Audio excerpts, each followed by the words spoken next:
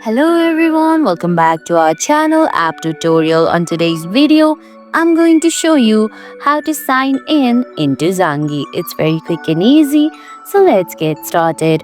First of all, go ahead and open the Zangi app on your phone. If you don't have the app yet, you can get it from Google Play Store or the Apple App Store. Once you do that, go ahead, launch the app. Then on the screen, you're gonna see two options: register and sign in. Go ahead and select sign in from there. Now type in your Zangi phone number, then tap on continue.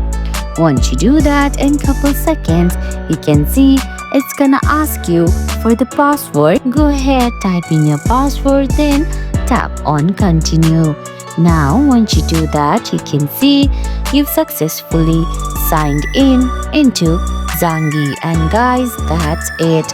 I hope you found this video helpful. If you did, please give it a thumbs up, leave a comment, subscribe to our channel and hit that bell icon. See you in the next video.